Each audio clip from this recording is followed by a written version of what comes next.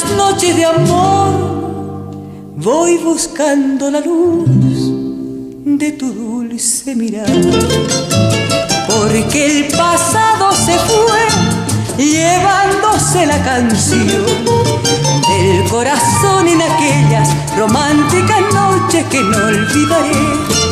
La guitarra es un rojo clavel perfumando el secreto jardín de las horas vividas ayer. A finales de la década de los años 50 y después de sufrir el más extremo abandono por parte de los gobiernos de turno, que afincados en la metrópoli altiplánica hacían oídos sordos a las demandas y reclamos por parte del pueblo cruceño, en toda su historia republicana, desde que fue anexada a Bolivia. Los cruceños hasta entonces vivíamos postrados en el atraso y el subdesarrollo que se veían traslucidos en calles intransitables por su evidente mal estado. No contábamos ni con luz eléctrica ni con agua potable. El Estado tenía abandonada la salubridad, estando expensa nuestra población a ser diezmada por plagas tropicales. En 1938, dos benditos hijos de esta tierra, el presidente Bush y su ministro de Minas y Petróleo, don Dionisio Foyanini Banzer, habían sembrado la semilla que tendría que significar para Santa Cruz su despegue hacia el progreso. La ley Bush, más la mezquindad y la soberbia de nuestros gobernantes, se había sobrepuesto a este caro anhelo, postergando nuestro desarrollo al privarnos de percibir nuestras regalías petroleras del 11% que por derecho y justicia nos correspondía. Levantemos la enseña sagrada de la tierra de Ñunclo de Chávez, con la límpida frente elevada a la altura gloriosa del sol. Ante esta situación, la juventud se aglutina en torno a un grupo de líderes y se funda la Unión Juvenil Cruceñista para convertirse en el instrumento de lucha y del Comité por Santa Cruz, liderizado por nuestro patricio, el doctor Melchor Pinto Parada, y para luchar mancomunadamente junto a las señoras de la Unión Femenina Cruceñista, liderizada por la señora Elfi Albrecht Ibáñez, y juntos protagonizan las más apoteósicas expresiones de repudio ante las injusticias con Santa Cruz, y a viva voz se exige el cumplimiento de la ley del 11%. La Unión Juvenil Cruceñista fue fundada por un grupo de jóvenes alrededor de la Plaza 24 de septiembre, prácticamente en el corredor del Club Social. Y quienes les dieron el nombre fue Toto Cortés Lozada y Osvaldito Parada Achával. Luego, ahí se formó un grupo en donde estaba Jorge Landívar Gil, Pitungo, Pepe Terraza, Erwin Génique, Coronado y algún otro que no recuerdo. La fundación de la Unión Juvenil Cruceñista fue un imperativo histórico. El Comité por Santa Cruz, a la cabeza de Melchor Pinto Parada, estaba reclamando que se cumplan las leyes que beneficiaban a Santa Cruz y que se reconozca el 11% de regalías petrolíferas. Entonces a mí se me ocurrió en una charla con Cochero Cronenberg y Hugo Paz Méndez al frente del Banco Santa Cruz, en un banco de la plaza, de que había necesidad de conformar una institución que realmente agrupara a la gente joven que no estaba agrupada en esa época. Comenzamos a hablarle a la gente y abrimos un libro para que la gente fuese firmando, los que quisieran acompañarnos en esta cruzada histórica. Se invitó a la gente y en esa reunión, si mal no me equivoco, no hubieron más de 63 personas, haciendo constar que entre todas las personas, solamente que yo me recuerde, asistió una sola mujer, la señora Gisela Brun. Al final decidieron las personas allá de que estaban de acuerdo con formar una institución y nombrar una mesa directiva ad hoc. Me dieron la presidencia a mí, la Secretaría General a Julio Cortés Lozada y la tesorería a Pitungo Landívar. Al gobierno se le ocurrió en ese momento decidir que toda la maquinaria de yacimientos se fuese de Santa Cruz. Era maquinaria que en realidad era para colocar los tubos para los pozos petrolíferos. Entonces nosotros inmediatamente yo pensé, hay que demostrarle al pueblo en forma palpable qué es la regalía. Y decidimos tomar esa maquinaria y que no salga de Santa Cruz. Organizamos comisiones entre la poca gente que teníamos y otra gente que ya se había aproximado a nosotros, y entonces tomamos esas maquinarias y las metimos hacia la plaza. Maquinarias que en realidad no servían, muchas de ellas, para nuestros objetivos, porque tenían unos brazos muy largos, y fuimos en realidad tumbando todos los aleros de las casas hasta la plaza principal. En la plaza principal habíamos citado nosotros al pueblo en un cabildo abierto para demostrarle qué era. Entonces el doctor Melchor Pinto Parada, para evitar de que el gobierno dijese que nosotros nos habíamos incautado de estas maquinarias, decidió en un discurso público entregárselas al alcalde para que sea él el responsable de las maquinarias. Y a mí se me ocurrió hacer una colecta pública después de la manifestación, después de que habían hablado muchísima gente, y entonces pasamos un sombrero y la gente dio su óvulo. Con ese óvulo compramos el diésel y la gasolina necesarios para hacer funcionar las máquinas, y esas máquinas abrieron las primeras avenidas y las primeras calles con el aporte del pueblo. Las primeras calles y avenidas que se abrían en este departamento, ya se podía decir, con las regalías petrolíferas. Nosotros en realidad estábamos saliendo ya, la Unión Juvenil Cruceñista, prácticamente a hacer una guerra de guerrillas. Porque es bueno decirlo en forma muy clara: la Unión Juvenil Cruceñista se fundó para hacer el brazo de acero del Comité Pro Santa Cruz, no solamente en la pelea callejera, sino en la cuestión mentalidad, para además hacer que el pueblo esté completamente de acuerdo y militantemente apoye al Comité Pro Santa Cruz.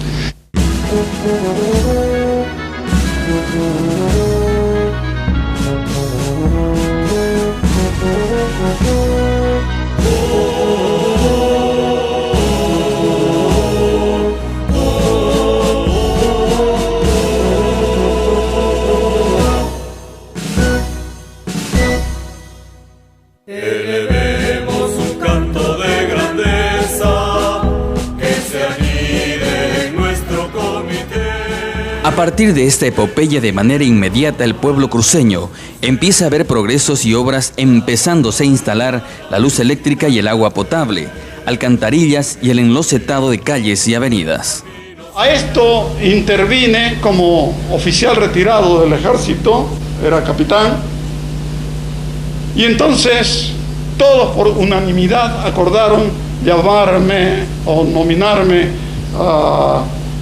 comandante militar de la Unión Juvenil Cruceñista. De este modo se organizaron las patrullas que más después constituirían una seguridad para el mantenimiento del orden y la tranquilidad ciudadanas en Santa Cruz. Además que se comenzó ya a ver de perseguir a los que cometían estos desacatos diarios de parte del señor Luis Sandoval Moreno. Recordamos que a estos hombres él los tenía porque les daba tierra. Los unionistas llegaron hasta mi casa, que entonces vivía frente al Colegio Santa Ana, en un número muy crecido, y en andas me llevaron a la Federación de Combatientes, donde se me proclamó presidente de la Unión Juvenil Cruceñista. Fuimos ampliamente reconocidos como presidente, quien habla, y vicepresidente, el señor capitán don José Terrazas Velasco. También estuvieron componiendo Malaco Saucedo, Pitungo Landívar, Juanito Rivero Lascano, Lucio Rivero, Hugo Pinto, Hugo Ortega, Rivera Muñoz, capitán, Mario Vargas, Jordán, Paco Paz y algún otro que tal vez, pero a todos los recordamos con igual afecto y con igual consideración. quisiera recordarme de que esto era posible, la organización para las rondas que se practicaban en la noche, gracias a la estrecha cooperación que nos era presentada por las damas de Santa Cruz. Ellas se encargaban de alentar en primer lugar y luego de servir el café durante las largas noches.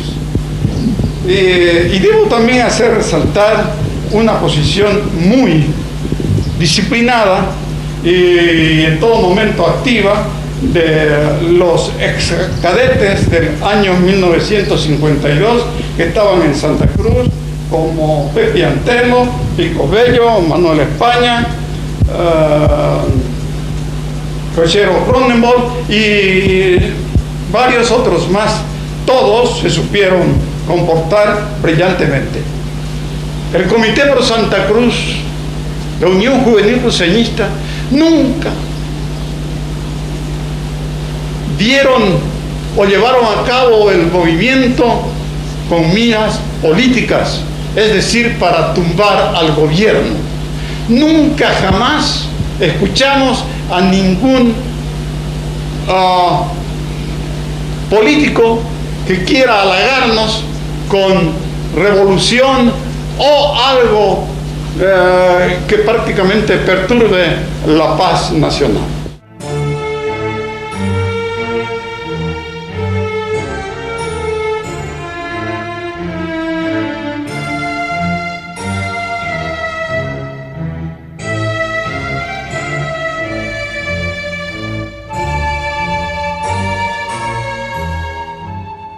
Cualquier cruceño escucha la palabra Terevinto, se recuerda de una de las obras más negras de la historia de Bolivia y una de las más tristes para la historia de Santa Cruz.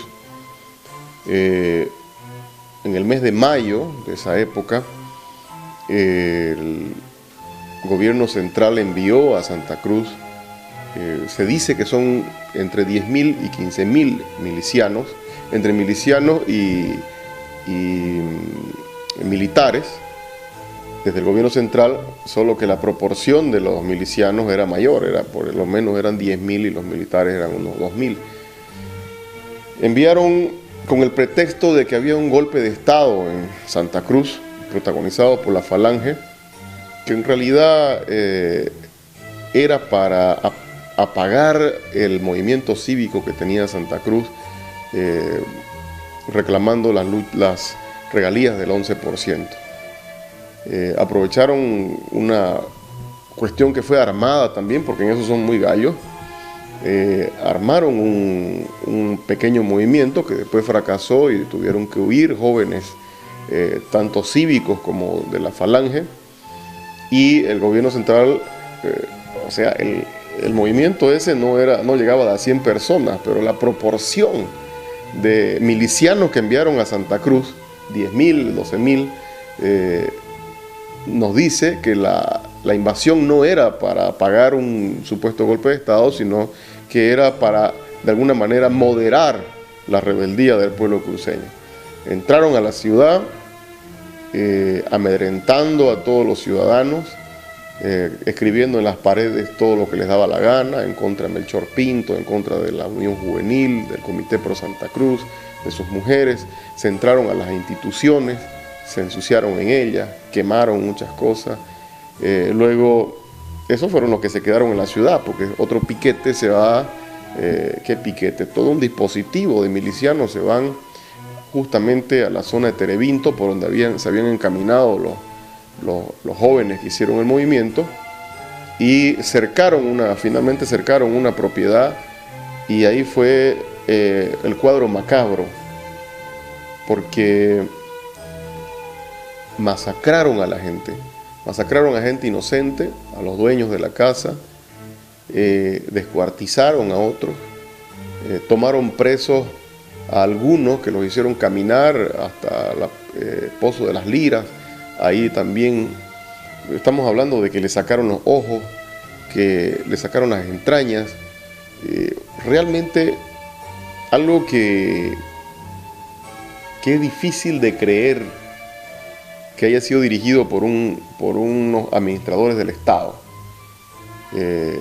Esta invasión, conocida por la invasión de los jucureños, fue dirigida contra Santa Cruz, no fue contra otra cosa, sino para intentar apagar ese reclamo vehemente y cívico que tenía el pueblo cruceño.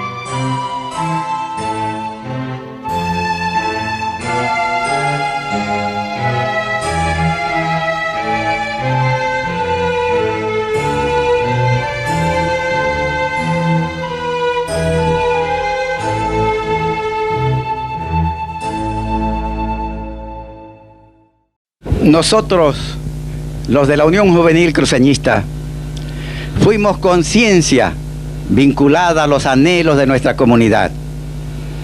Fuimos conciencia vinculada al atraso premeditado con que se postergaba a Santa Cruz. No fuimos cartel barato de lugares comunes, ni conducimos montoneras aleccionadas.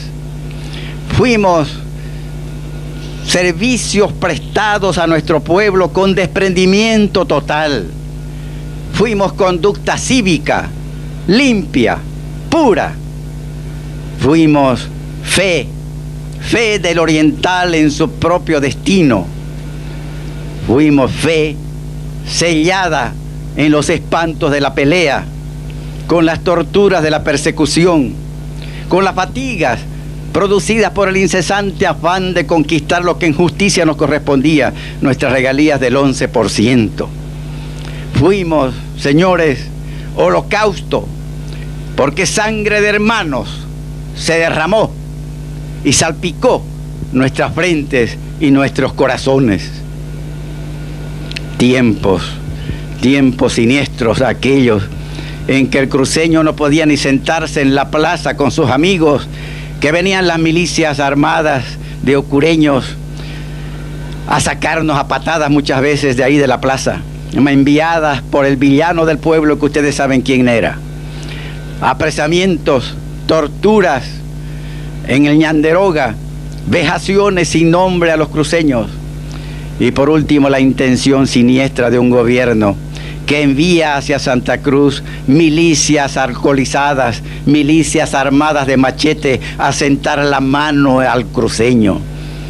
La pregunta es, ¿por qué un presidente que se decía demócrata manda hacia Santa Cruz, en vez de mandar un ejército organizado que da la garantía de su disciplina, manda columnas de miles de milicianos asesinos, alcoholizados, con machete en mano, dispuestos a escarmentar a los cruceños? Eso hizo el gobierno del MNR. Nunca hay que olvidar a este partido del MNR, porque él es el que más daño, más vejaciones, más ofensas y humillaciones ha hecho a este pueblo. No contento con la primera invasión de milicianos, terminadas las luchas cívicas, nos mandan 11.000 milicianos nuevamente a escarmentar al pueblo cruceño, sabiendo que el pueblo estaba indefenso, sin mayores armas, que era una juventud más que nada aguerrida, pero por el corazón y las convicciones que tenía y la fuerza que le daba el derecho que defendía, sus regalías, su deseo de progresar como pueblo. Sobre las luchas cívicas en sí, la batalla de San Luis, es bueno siempre decirlo. Esa batalla decidía el futuro de la Unión Juvenil, o decir, el pueblo libre de Santa Cruz, libre de los matones, o el triunfo de las fuerzas del mal, los que nos oprimían, los que se oponían a que sigamos luchando por las regalías. En esa batalla del San Luis se definía la suerte, puede decirse, de Santa Cruz. Y ahí es donde yo siempre debo hacer hincapié en el heroísmo del capitán José Gil Reyes. Cuando llegamos unos cuantos frente a los mangales donde estaban parapetados los milicianos, nos topamos con un campo abierto, un potrero abierto que nos impedía avanzar. Nadie era tan suicida como saltar a ese campo abierto sabiendo que nos recibían a balazo directo.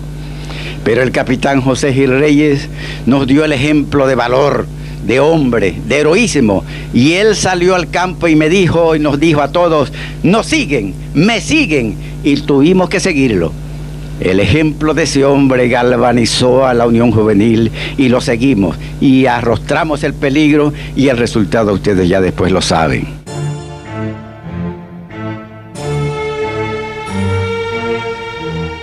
En este lugar donde yacen inmortalizados nuestros mártires, Jorge Roca Pereira y Gumersindo Coronado Zambrana, se libró la más cruenta de las batallas contra las fuerzas de ocupación que tenían sumida Santa Cruz en el terror y la angustia. En esta zona denominada San Luis, por los esbirros de Sandoval Morón, se llevó a cabo la gloriosa batalla de los Mangales, enviadas por el presidente Hernán Siles Suazo. De manera punitiva y con un evidente odio y rencor contra Santa Cruz, había ordenado tomar la ciudad, marchar sobre ella y sitiarla. Esta batalla significó el triunfo de nuestra causa, pero que cobró la vida de nuestros héroes, que bajo la metralla asesina en las épicas jornadas, vivida por nuestros mayores que nos legaron estas glorias y a quienes queremos reconocer y rendir tributo, para que las nuevas generaciones, imbuidas de un alto espíritu cruceñista, sepa quiénes legaron mejores días para el pueblo cruceño.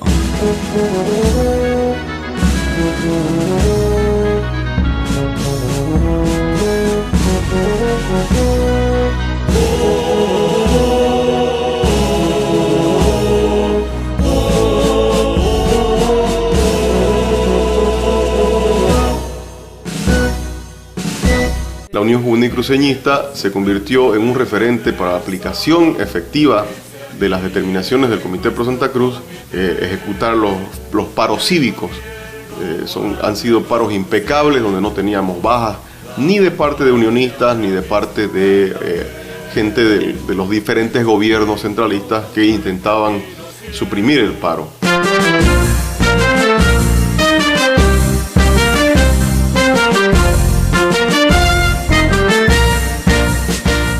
Ya en el siglo XXI, la lucha cruceña da un salto cualitativo con el proyecto de autonomía departamental y desde el año 2003 estuvimos en ese proceso junto con Germán Antelo y Rubén Costa. Convocamos a enormes multitudes en los cabildos, el primer cabildo que llegó a 150.000 personas o más, el segundo que ya se acercó a las 500.000, el tercero al millón. Y bueno, el brazo juvenil del civismo fue siempre un actor de primera línea en estas movilizaciones, así como en las recolecciones de firmas que hubieron para hacer el referéndum por la autonomía. Habilitaron los referendos autonómicos del 2006 y 2008, donde la ciudadanía se manifestó de manera rotunda a favor de esta nueva visión de país. Porque esa es la forma en que Santa Cruz siempre ha contribuido al Estado boliviano a tratar de mejorarlo, devolviéndole a los departamentos lo que en 1825 se les quitó, que fue ese grado de libertad y de autonomía que tuvieron y creyeron en una nueva república que lamentablemente se hizo centralista y aún no termina de descentralizarse. Una vez más, el centralismo respondió con la acusación de separatismo. Eso nos acompaña de siempre porque es una forma en que se ataca a nuestro pueblo y se lo ofende, y con una fuerte represión que culminó con la prisión de varios unionistas y la muerte de uno de ellos, que fue Edson Ruiz Aguayo. A las armas, valientes cruceños, al combate entusiastas volar, que es temible el soldado que invoca libertad, libertad, libertad. Una voz clamorosa os llama, de entusiasmo el fuego encender. Es la voz de la patria oprimida, que a las armas os dice correr.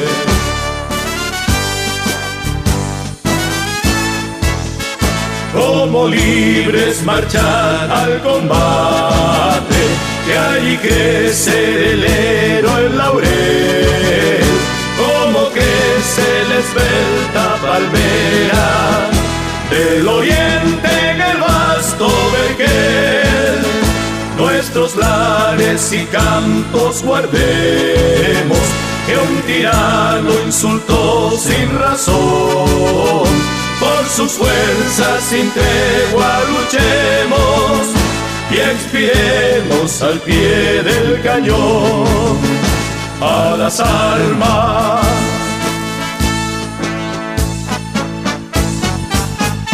Que morir por la patria es glorioso y es infame no alzarse a su voz, pues quien sale por ella en defensa es su acero invencible y atroz.